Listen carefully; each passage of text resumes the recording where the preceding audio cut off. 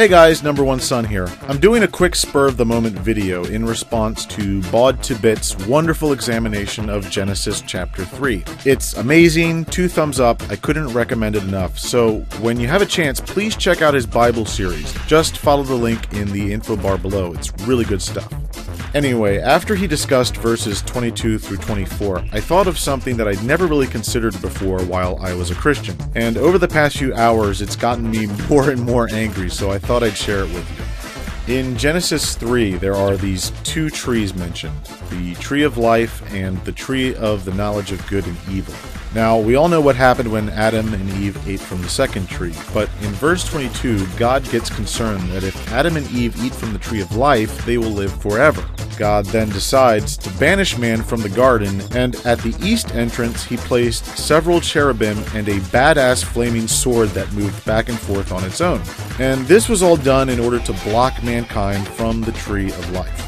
Now, Bod does a great job questioning why an all-powerful, all-knowing deity wouldn't just deny Adam and Eve immortality had they managed to eat from the tree of life. After all, he's God and he makes the rules.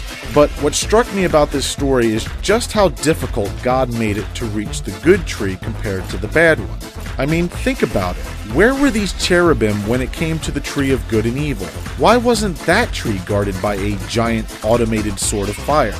The free will argument isn't an excuse. I mean, nothing was stopping Adam and Eve from trying to breach the garden's security after the fall. It might not have ended well, but at least they still had the choice to stay out or disobey. But when it came to the tree that could introduce death to the universe and cause lions to give up vegetarianism and potentially send billions of Eve's children to a lake of eternal torment, well, tough luck.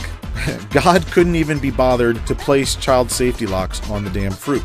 And what's even worse, not only does he leave the evil tree completely unprotected, but according to popular Christian belief, God allows the most devious, demonic creature in the universe, who happens to be the father of lies, to have unrestricted access to these innocent children who didn't know good from evil. All the while, God acts like an absentee parent and pretends he doesn't have the faintest clue what's going on. So what I've learned today is, when it comes to the tree of life, God will use all of his divine weaponry to ensure he maintains sole franchise rights on immortality. But when it comes to the tree of good and evil, he'll place a circular saw in the middle of his child's toy room, leave the front door open, and let Alex DeLarge convince a child that, no, that saw over there, it really shoots out streams of strawberry ice cream. Really, it does. Go ahead, touch it.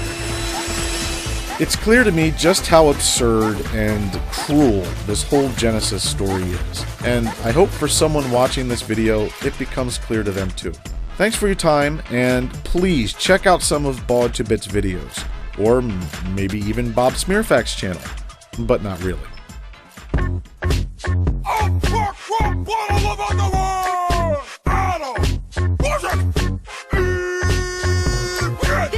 Gonna end like every argument does, with you kissing my ass and begging me for a rug. I made a map, motherfucker, and I'm reading it too. Gives me specific directions how to with you.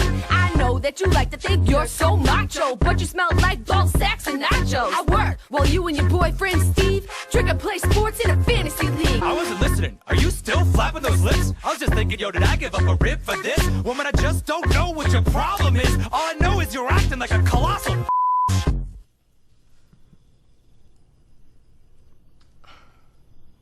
I'm sorry.